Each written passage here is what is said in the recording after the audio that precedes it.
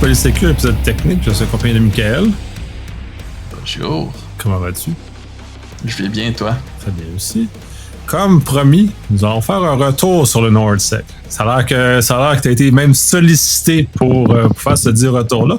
Donc, on tient promesse, qu'on va effectivement le faire. Le plan, c'était que ce que tu avais mentionné, d'aller utiliser ChatGPT pour t'aider dans les challenges en question. Puis en même temps, on va profiter pour l'occasion de faire peut-être un retour sur l'ensemble du NORDSEC. Moi, j'ai été plus partie conférence, j'ai pas vu la partie du CTF. Et je vais te laisser parler du parti CTF qui était quand même très intéressante aussi. Fait que je te laisse commencer avec ça. Parfait, ben ce sera pas bien long de mon côté. Je suis en train de m'ouvrir quelque chose. Je suis en train justement d'aller ouvrir ChatGPT pour voir mon historique des niaiseries que j'ai fait avec avec ChatGPT pour voir vraiment jusqu'où que ça va. Puis il semblerait que ChatGPT soit down. J'imagine que c'est peut-être quelque chose de temporaire. Ou peut-être pas. Ah, je viens de réussir à me loguer. Après plusieurs attentats de me connecter, ça a finalement fonctionné. Parce que j'avais justement gardé dans mon historique de ChatGPT, justement, puisqu'on avait parlé qu'on allait faire un suivi, tous les bons coups puis tous les mauvais coups de toutes les niaiseries que j'ai pu essayer pour pouvoir résoudre des tracks de challenge. Puis le côté intéressant de tout ça, puisque je me suis rendu compte, la déduction de l'utiliser était très bonne. Le problème qu'on a eu, c'est que cette idée magique-là, il y a un peu trop de monde qui l'ont eu en même temps. Je ne sais pas si c'est moi qui ai halluciné durant le CTF. On pourrait me corriger si je me trompe. Mais littéralement, moi, ChatGPT fonctionnait plus, je pense, à partir de la deuxième journée. Parce que j'ai l'impression que vu qu'on passait toutes par la même pipe, toutes les adresses de la NORDSEC, en fait, utilisaient ChatGPT, puis c'est trop de monde qui se sont passés le mot puis qui l'utilisaient. Je sais pas si c'était comme un rate limiting qu'on pognait.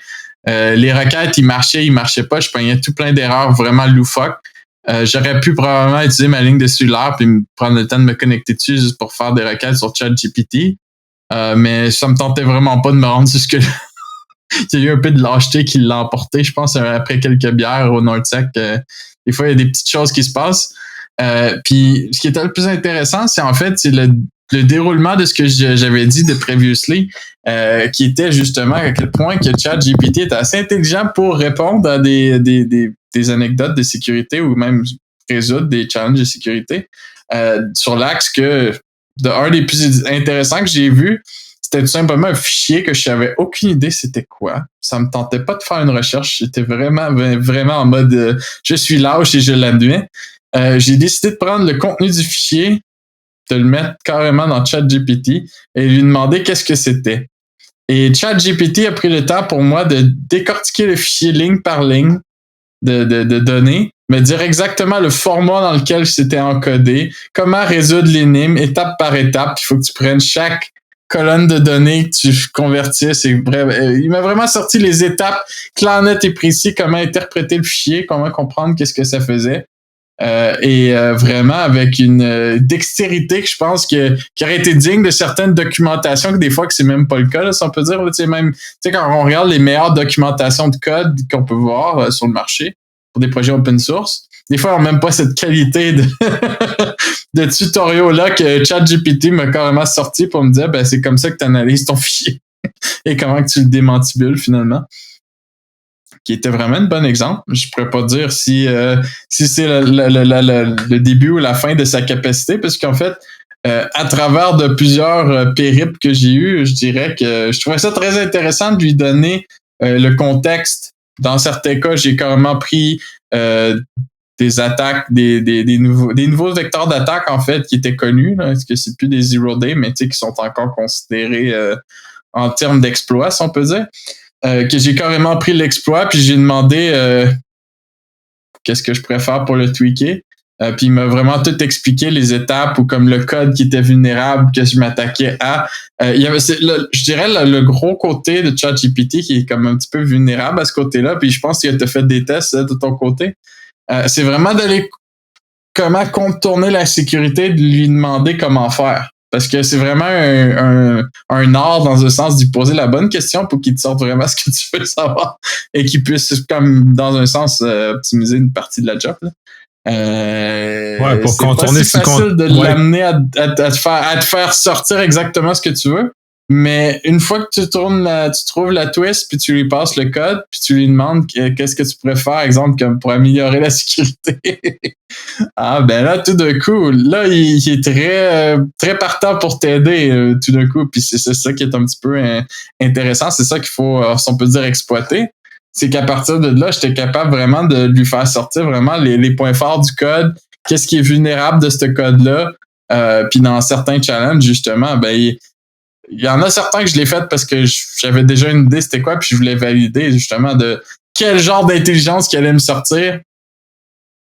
Et c'est exactement ce que ça me sortait. Ça me sortait encore une fois un beau tutoriel avec des étapes 1, 2, 3, 4, 5. Voilà, le code, il passe là, il touche à ça. Et en suivant ça, c'était sérieusement très facile d'aller chercher des flags à ce niveau-là. Reste juste à savoir, rendu là, est-ce que tu fais le CTF avec ça? Est-ce que c'est vraiment une façon de faire? Je pense que non. C'est vraiment plus un outil qui peut être quand même très perspicace quand tu n'as pas idée à quoi tu t'attaques ou comme bref, tu trouves un petit bout de code, un fichier qui t'est donné en exemple ou bref, je pense que ça ouvre la porte à tout ça, là, de juste de pouvoir rendre la vie plus facile ou plus automatisée à ce côté-là. Pour n'importe qui fait du capture the flag, là, ou c'est assez... je crois que c'est assez intéressant d'avoir ça comme outil dans sa boîte à outils. Est-ce que ça rend meilleur? Pas vraiment. C'est vraiment, il faut déjà savoir une idée qu'est-ce qu'on fait en premier lieu, là. C'est sûr que si tu me dis, je vais rouler ChatGPT pour essayer de sauver une track que t'as aucune idée qu'est-ce qu'il faut faire, tu vas partir de très loin. Ouais, c'est sûr que si tu sais pas comment faire puis tu utilises juste ça, c'est quelque chose, mais tu mentionnais en même temps que probablement que beaucoup de gens l'utilisaient également. Fait que vous étiez tous relativement essentiellement à armes égales parce que vous faisiez tout à peu près la même chose. Donc à ce moment-là, ça a dû changer un peu l'esprit du CTF aussi pour tout le monde. Effectivement. Puis est-ce que ça l'a changé pour une bonne chose? Ça n'a aucune idée. Parce qu'en fait, les challenges, il faut quand même les résoudre. Puis dans certains cas, moi personnellement, je te ressortais avec certaines amertumes parce qu'il y a certaines tracks que j'ai pu observer durant le CTF, justement, qui étaient dans mes cordes, puis finalement, j'ai juste comme pas porté assez attention. Je sais pas si c'est une bière de trop ou un café de moins, mais il y a certains détails qui ont slip puis que j'aurais pu tout simplement résoudre ces challenges-là très facilement. Puis je me suis juste comme pas creusé la tête assez. J'étais comme je me sentais au-dessus de mes affaires, mais ça faisait tellement longtemps que j'avais pas fait de CTF officiellement. On s'entend avec la COVID, ça a comme un peu pris le décor, là. Ça faisait au moins 3-4 ans que j'en avais pas fait sérieusement aussi intensément que ça. Puis ça paraissait des trucs que je me disais, il me semble que ça devait être simple, puis finalement ça ne l'était pas. Ou que tu arrivais pour faire l'exploit de ce qu'il fallait faire, ou comme tu sais que j'avais identifié tout ce qu'il fallait. Puis pour une raison que j'ignore, l'exploit fonctionnait pas, puis je me posais la question, mais. Puis tu sais que j'avais carrément, dans ma reconnaissance, identifié qu'il y avait un pare-feu, si tu vois ce que je veux dire, là, que j'aurais dû savoir exactement ce qui se passait. Mais juste que la manière que les challenges avaient été conçus, c'était tellement comme. Mais pourquoi que ça fait ça? Tu sais, j'étais même pas sûr. J'étais pas. Tu comprends? Ça avait été tweaké justement pour mettre un peu une confusion, là. C'est un petit peu là que je me suis rendu compte qu'il y avait certaines choses qui ne faisaient pas exactement ce que j'aurais voulu. C'est sûr, puis à ce moment-là, le ChatGPT n'a pas été capable de t'aider justement à te débrouiller davantage par-dessus ce genre de choses-là. Non, exact, parce que rendu là, c'est vraiment une question d'expertise. Tu sais, c'est clair que tu peux pas dire à ChatGPT start ton Nmap, roule telle commande, va chercher tel outil. Il fait pas cette partie-là pour nous, mais comme je pense qu'il y a un certain degré que peut-être j'aurais pu essayer d'aller plus loin, de lui passer carrément ce que j'avais trouvé et voir s'il pourrait pas me trouver une référence à ça ou quelque chose. Mais même encore là, je crois que c'est dépasser un petit peu le scope de ce que ChatGPT peut faire, en fait. Peut-être je me trompe. C'est un beau laboratoire d'avoir fait ce que tu as fait, de vérifier jusqu'à quel point il était capable de t'aider. Il t'a aidé dans certains challenges, dans d'autres, il n'a pas été autant utile que tu aurais peut-être pu penser qu'il l'aurait été. Là. Exact. Puis c'est rendu là que c'est une question d'expertise, je pense, par-dessus, qui reste encore importante. Sans l'expertise, j'aurais jamais été capable de continuer. Puis c'était quand même intéressant, malgré tout. Là, je m'attendais pas de me rendre aussi loin avec ChatGPT. Je pensais l'avoir abandonné après quelques tracks en me disant bon ben finalement je passe beaucoup trop de temps dessus ou ça me ralentit plus qu'autre chose. Dans certains cas, ça a accéléré les choses. Dans certains cas, ça m'a envoyé dans le décor. Donc, j'avais autant de fun à l'essayer à chaque fois puis voir où ce que ça mène. C'est juste que les tracks de CTF au NordSec sont tellement... ils ont tellement, je pense, mis l'impact sur comment les faire pour qu'il y ait le moins d'outils, bien souvent que possible, qui soient capables de juste facilement résoudre le challenge, on peut dire. Puis c'est vraiment ce côté-là qui est vraiment important, je pense, du NordSec, c'est que c'est pas un CTF ordinaire que tu peux arriver avec des connaissances puis se dire je vais rouler mes outils et passer à travers. Puis c'est un petit peu ça que j'ai resté surpris que ChatGPT, je m'attendais de pouvoir aller un petit peu plus loin. Finalement, ça a pas amélioré les choses. Ça a juste rendu certaines choses moins pénibles. Toute la portion recherche sur l'Internet pour trouver, c'est quoi ce fichier-là? Comment que je le défais? Comment que je peux le recompiler? Toute cette portion-là, je pense, c'est vraiment le côté recherche d'informations accélérée. Là. Je pense que ça pourrait devenir un outil assez intéressant si c'était bien formulé, qu'on puisse, à chaque fois qu'on a besoin de faire quelque chose, de pouvoir faire comme à place de, pas pour dire s'emmerder à chercher de la documentation pendant des heures pour résoudre un petit problème, juste de pouvoir faire une recherche dans ChatGPT qui t'arrive avec 1, 2, 3, 4, 5 et voilà comment tu résous ça. Je crois que ça serait probablement la prochaine génération de ce qu'on voudrait voir. Si tu vois ce que je veux dire dans de la documentation logicielle. Là. Ouais, ben là, ça vient, là, il y a probablement Bing avec l'ajout de Copilot, tous ces éléments-là sont probablement plus spécialisés, sont pas du côté Microsoft. Puis il y a le côté Google avec PalmSec, entre autres, qui est spécialisé justement en cyber. Donc, probablement que l'usage de ça, mais en même temps, le PalmSec, il est attaché à des outils. Tu peux pas l'interroger comme tu peux interroger ChatGPT. Fait qu'il c'est pas un outil généraliste. Fait qu'il est pas fait de la même façon. Fait qu'il est pas drivé. Fait que je suis pas sûr qu'on est capable d'utiliser de la même façon, mais ce serait intéressant de voir ce qu'on est capable de faire avec ce genre d'outil qui est vraiment spécialisé en cyber pour ce genre d'événement-là. J'ai plus l'impression que ce serait plus intéressant de les utiliser comme dans du red teaming, par exemple, pour améliorer les scénarios et les rendre beaucoup plus mais dans un cas de CTF, étant donné que c'est plus synthétique, je sais pas à quel point même les outils spécialisés comme PalmSec aurait un effet réel sur des événements synthétiques comme un CTF. Ben en fait, c'est le côté pas synthétique du CTF. Autant que ça l'est dans le sens, parce qu'on s'entend, il y a plusieurs degrés de CTF. Là. Exemple, si on compare juste le Hackfest au NordSec, c'est 2 tranches de vie totalement différentes qui s'adressent aux mêmes personnes, mais à 2 degrés totalement différents. Là. On s'entend, le Hackfest est beaucoup plus beginners friendly pour dire débutant, est beaucoup plus intéressant pour un débutant que d'arriver au NordSec, que si tu connais pas un minimum ce que tu fais, tu vas avoir une longue fin de semaine. Une longue fin de semaine qui sera peut-être pas la plus intéressante. Puis qu'effectivement, à certains degrés, ben c'est comme plus que tu es dans le côté débutant, si on peut dire, ben plus que tu es du côté que là, c'est plus synthétique. Tu t'attends que la personne apprenne à utiliser un outil, apprenne à comprendre comment que ça fonctionne, la vulnérabilité et tout.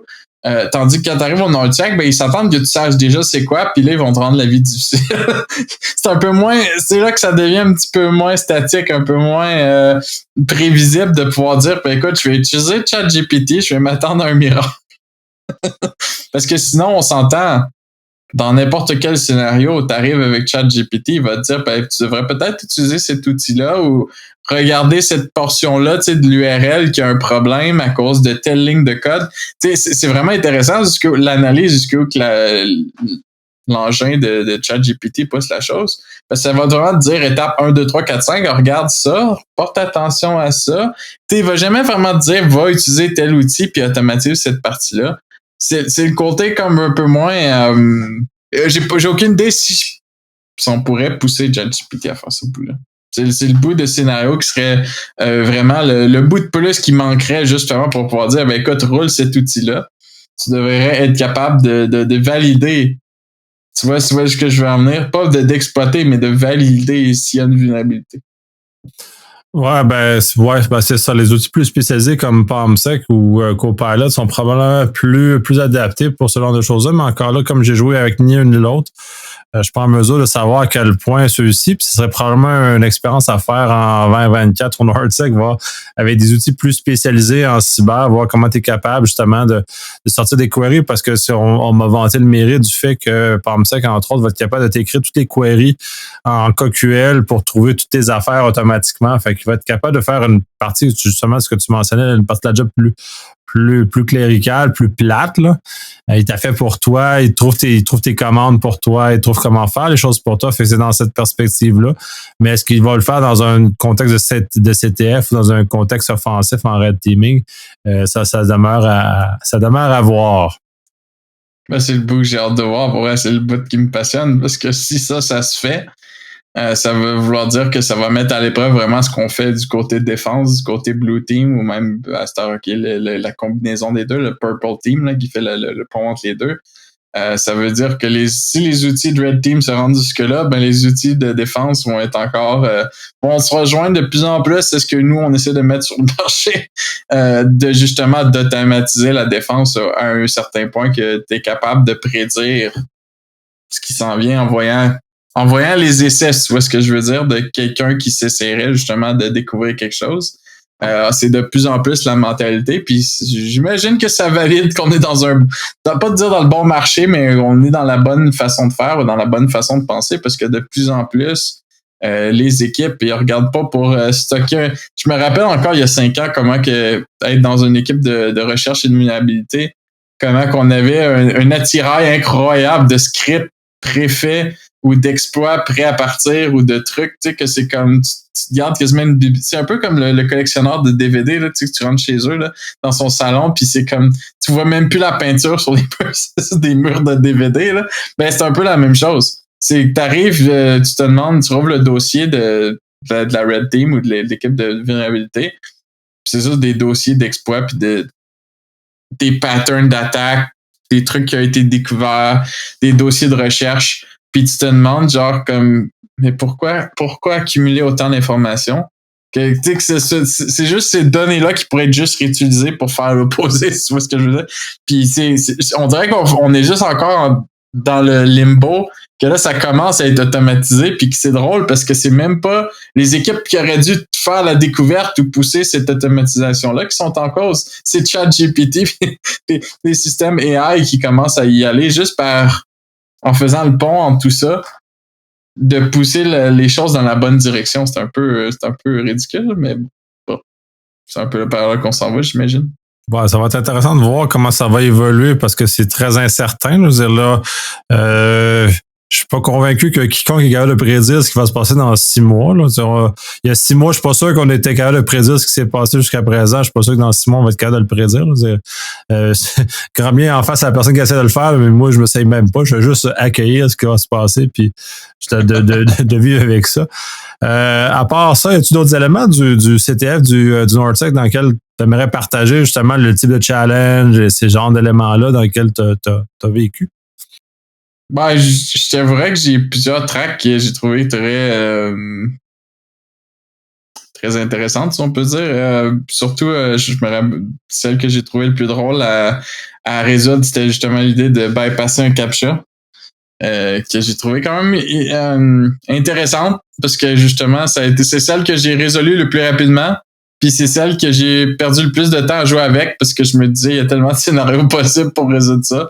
Puis c'est le genre de truc justement que nous, de notre côté à Cyber, qu'on joue avec à tous les jours dans un sens, sur comment mettre en place des mesures de protection ou des mesures automatisées dans un sens pour t'empêcher d'accéder à l'information que tu devrais pas avoir accès. Puis je trouvais ça drôle de voir comme ça a juste comme mis ma wheel, je me suis mis à spinner sur comme toutes les façons de faire, comment je pourrais prendre justement de l'intelligence pour justement décrypter le message dans le CAPTCHA, le résoudre. Mais tu sais, je me disais, il y a une vulnérabilité tellement stupide que je peux juste exploiter puis juste comme passer tout droit, si tu vois ce que je veux dire. Qui faisait que comme J'ai perdu du temps vraiment incroyable à juste spinner la wheel, comme on dit en anglais, pour penser à tous les scénarios stupides que je pourrais en tirer, puis finalement, ben, j'ai comme perdu vraiment beaucoup de temps pour ça, pour finir à peser sur un piton sur mon clavier, puis de me ramasser avec un beau flag dans mon écran. Tu vois ce que je veux en venir? J'ai perdu trop de temps pour ça, mais bon. Sinon, les tracks, en général, sérieusement, les challenges, j'en avais pour tous les goûts. J'ai pas eu la chance d'explorer autant que j'aurais voulu, puis c'est souvent ça qui est plate pour NordSec, c'est le CTF que j'ai toujours l'impression que je passe trop de temps sur trop de trucs, en voulant dire que comme les tracks sont captivantes, tu veux passer à travers, tu veux passer aux prochaines étapes, tu te dis c'est tellement simple, puis tu passes vraiment juste tu coules dans le challenge, puis finalement tu oublies tout le reste. Puis c'est exactement ça qui m'est arrivé les 3 jours, j'ai focusé sur des tracks différentes. Puis mon cerveau, ben, ça a été productif, mais en même temps, ça aurait pu l'être pas mal plus. C'est vraiment juste une question de faire attention à ça. Sinon, en général, j'étais quand même satisfait de l'événement. Fait saillant que félicitations à Cold Road, qui est mon ancienne équipe, ou en fait l'équipe que j'ai participé le plus avant la COVID, si on peut dire, qui a justement fini par gagner le NordSec, ce qui est quand même, je crois, on va dire, c'est quelque chose à célébrer, je crois, parce que c'est quand même pas facile de gagner le NordSec. Il y a quand même du monde très passionné qui se présente à chaque année puis qui essaie de gagner, puis c'est pas si facile que ça. Puis je pense que c'était quand même étonnant. C'est justement l'année que je décide justement que je pars ma propre équipe. Que mon équipe précédente réussit à remporter. Je trouvais ça quand même intéressant. C'est effectivement très intéressant. À part ça, as-tu d'autres éléments? Est-ce que tu vas réutiliser ChatGPT ou d'autres choses l'an prochain? Est-ce que tu as d'autres idées? Sérieusement, c'est sûr et certain que je pense que ChatGPT fait partie du set d'outils. De plus en plus, c'est la réalité de comment on pourrait automatiser les choses avec ChatGPT. Peut-être qu'il serait envisagé de jouer un petit peu avec l'API de ChatGPT pour voir qu'est-ce qui pourrait être possible d'être mis dans un script Python, si tu vois ce que je veux dire, là, de comment on pourrait vraiment pousser ça à la prochaine étape. C'est vraiment ça que je me demande, jusqu'où que ça va aller. Puis un petit peu comme tu disais tantôt, il n'y a personne qui peut prédire les 6 derniers mois, donc les 6 prochains ou même d'ici l'année prochaine. Qu'est-ce que ça va avoir de l'air? Qu'est-ce qu'on va avoir comme option avec justement toutes les AI? Juste dernièrement, je me suis mis à jouer avec justement Midjourney qui sert pour générer des images qui c'est assez impressionnant. Que je suis en train de monter plusieurs projets avec ça, que c'est comme... Le projet au complet, là, c'est genre ChatGPT et Midjourney qui ont eu des bébés puis qui ont pondu des pages de documentation ou des pages de c'est vraiment impressionnant pour vrai ce qu'on peut en tirer pour vrai là, on se le dit pas assez là, mais c'est rendu que je donne des formations sur comment bien l'utiliser parce que justement la plupart du monde qui font des jobs redondantes ou des jobs qui étaient jusqu'à aujourd'hui très manuels peuvent être plus qu'optimisés avec ça là, c'est quasiment instantané. Tu es capable d'avoir un point de départ, tu peux avoir du contenu, des images, tu peux même... Puis là, c'est vrai que ça ouvre la porte à des trucs très intéressants parce que la dernière fois, on parlait de tous les côtés loufoques de ce qu'on peut faire justement avec les AI, à quel point ça peut être dangereux puis ou même intéressant, même de l'autre côté. Je trouvais ça intéressant, tu sais, quand on parle d'un peu, pas l'équivalent d'un deepfake, mais tu sais, quand on pense à des faux sites web, des fausses marques de commerce, des fausses pages qui sont là justement juste comme phishing, à quel point que comme quelqu'un qui veut se creuser la tête en ce moment là peut vraiment faire du dégât incroyable. Parce qu'il y a quelques années, faire des faux sites web, des pages de phishing, ça restait quelque chose de dérisoire et quand même facile à flaguer, là, mais j'ai l'impression qu'avec ChatGPT, ça va devenir un vrai défi. Parce que là, tu peux vraiment pousser la chose à un niveau incroyable que tu peux donner une marque, puis que ChatGPT combiné avec les autres outils autour va être capable de s'imprégner d'une idée, d'un design, d'un thème de couleur, si tu vois ce que je veux dire, aller chercher tous les éléments pour auto-générer quelque chose qui serait plus que simplement une petite fraude par-ci par-là que tu peux facilement faire comme hey, es-tu capable d'aller me cloner rapidement le login de Facebook? Je sais pas si tu vois ce que je veux en venir, que comme dans le passé, ça, ce bout-là, c'était facile parce que c'était tout simplement on clone quelque chose qui est visuellement acceptable. On vole ton compte, on dit qu'il y a une erreur, puis ça finit là. Mais quand tu regardes plus loin que ça, là, on peut aller vraiment beaucoup plus loin, de vraiment faire une copie que t'as même pas besoin de copier rien. Ça peut tout simplement être généré, basé par ce qu'une intelligence artificielle est capable de percevoir de ta marque, le texte qui est sur ton site, puis d'être capable d'aller plus loin. Parce que là, on peut générer du stock qui serait comme un peu inédit. Genre, je vais prendre un exemple que j'ai vu dernièrement, qui est une fraude qui roule beaucoup sur YouTube en ce moment par rapport à la crypto, qui utilise justement Elon Musk comme target, c'est quand même une page de Tesla qui organise des concours de crypto, qui génère carrément du contenu loufoque qui fait aucun sens. C'est tout le temps la même page. Fait que je les trouve pas très ambitieux dans leur escroquerie, si on peut dire, mais c'est le problème, c'est qu'ils réussissent quand même à afficher beaucoup de monde avec ça. C'est juste le fait qu'ils s'attaquent à une marque de commerce connue. Imagine si le contenu serait généré à chaque fois, qu'on pourrait pas reconnaître l'arnaque, que ça serait une marque différente ou que ça serait, tu vois ce que je veux en venir, là, à quel point que ça peut mettre la confusion et puis je veux pas aller trop loin parce que moi je fais juste penser à comment il va falloir se battre après ça pour détecter ça. Qui est un autre défi, mais c'est jusque-là que ça amène, en fait. Puis ça, c'est vraiment intéressant.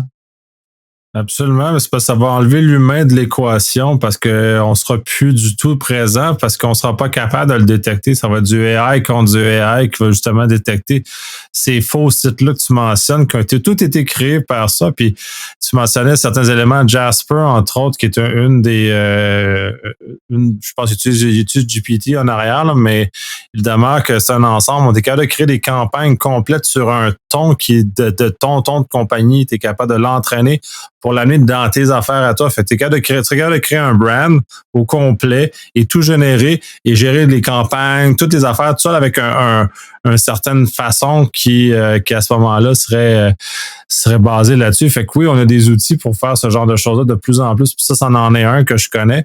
Mais il y en a plein d'autres pour générer de la voix, générer du vidéo, générer name it, là, t'as un peu trop summarize, t'as des affaires pour le texte, t'as des traductions, t'as à peu près tout et n'importe quoi. C'est sortir un site web en genre 6 langues, c'est super facile parce que il est traduit super bien dans les 6 langues, puis c'est impeccable, là, comme le degré de traduction que tu peux avoir, là.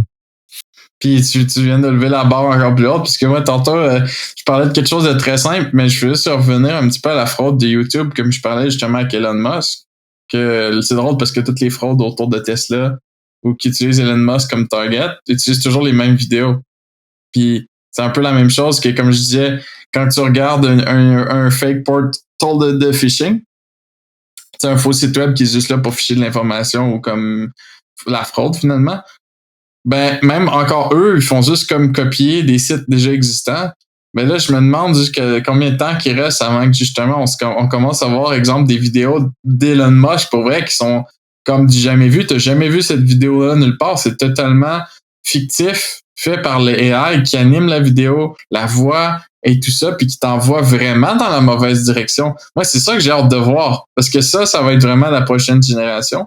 Puis on est déjà là, malheureusement. C'est quasiment quelque chose que c'est comme, faudrait qu'on mette notre, comme on dit, notre A-game en termes de mettre la discussion à un autre niveau, amener la discussion que comme, tu sais, la formation qu'on n'a même pas encore en cybersécurité, si on peut dire, dans les écoles, là, comment qu'il va falloir l'amener beaucoup, beaucoup plus loin pour être capable de se faire déjà une idée sur le fait que c'est possible. Ah, ça va être assez terrible ce qui s'en vient à ce niveau-là. On vient à peine de commencer à réussir à faire comprendre aux gens les mesures de base pour détecter un phishing. Puis là, on défait tout.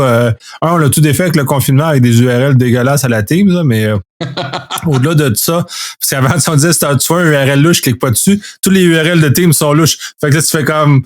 Merde, on vient tout détruire. En fait, là, on est rendu d'autres éléments comme ça, là, tout le deepfake essentiellement, ça en vient tout dans cet état-là. On a éduqué les utilisateurs, puis pouf, une autre technologie qui renverse tout. Ce qu'on a dit précédemment, laquelle on a essayé de les amener à se défendre, ils seront plus capables de se défendre tout seuls par rapport à ce genre de choses-là. Le seul élément que j'avais vu, puis je sais pas à quel point ça va prendre de la place, peut-être qu'il faudrait que le législateur intervienne. Il y a des compagnies qui sont très spécialisées dans le stamping d'informations légitimes ou de vidéos légitimes ou d'images légitimes. Fait que si t'as pas le stamp de la compagnie qui dit OK, ben c'est vraiment fait par la Maison Blanche, c'est vraiment fait telle unité de presse, c'est vraiment photographié par telle personne. On va devoir être rendu à ce niveau-là qu'on va devoir stamper ou prendre avec toute la crypto puis des affaires comme ça, voir comment on va être capable de réussir à s'en sortir. Au niveau du deepfake, là, on parle pas du AI utilisé d'autres façons, mais au niveau strictement du deepfake, voir comment on est capable d'avoir une source d'autorité sur la validité de l'information. Quelle information qui est valide, quelle image qui est valide, quel son audio est valide, quel texte est valide. On est rendu à cet univers-là où tout devient complètement fou. Effectivement. Puis ça ouvre la porte à des belles technologies, comme tu disais, qu'on peut pas encore prédire. Puis qui commencent à prendre leur place de plus en plus. Tu parles de validation là-dessus. J'ai vu des trucs tellement loufoques sortir dernièrement. Pas pour changer de sujet, mais comme quelque chose de cocasse qui est un petit peu attitré à ça. Moi, ça me fait penser, quand tu parlais de valider des marques ou des trucs, ça me fait penser tout de suite au scandale qu'il y a eu avec les NFT, justement. Que justement, dernièrement, j'ai vu un retour des NFT puis j'étais découragé.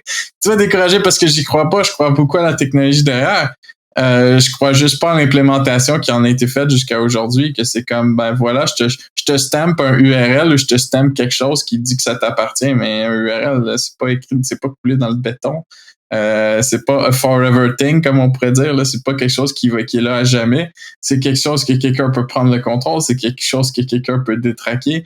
C'est vraiment de trouver l'entre-deux intéressant. Puis justement, j'ai vu ça revenir du monde des morts. Je pensais que c'était fini, les NFT. Je pensais que ça n'existait plus. Parce que ça a vraiment pris une débarque incroyable dernièrement. Pour voir justement une licence sortir de nulle part qui faisait un stem pour justement Disney, qui se lance dans le NFT, qui est comme, mais de la façon légale, si on peut dire, là, que c'est pas, t'achètes pas ça avec de la crypto, t'as même pas un wallet derrière, c'est vraiment juste pour stamper que ton produit que t'as acheté, justement, a une licence officielle qui est, tu vois ce que je veux en venir, là, qui est pour dire que, comme écoute, c'est vraiment Disney qui a approuvé ça. C'est là que ça devient intéressant, puis c'est là que ça tourne la médaille de bord, puis je pense que ça va aller dans la même chose vers le contenu.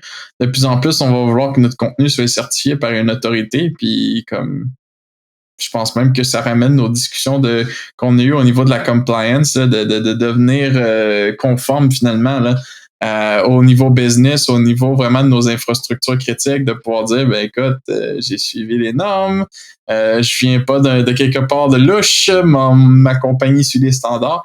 On en revient encore dans le même portrait, la même discussion, que de plus en plus, effectivement, ça risque de devenir important sur le marché à plus en plus de niveaux, finalement. Là.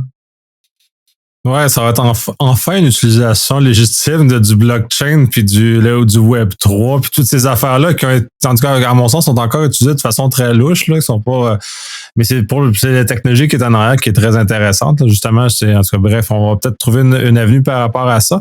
Revenons au NordSec. Est-ce qu'il y a d'autres éléments? On a vidé le sujet.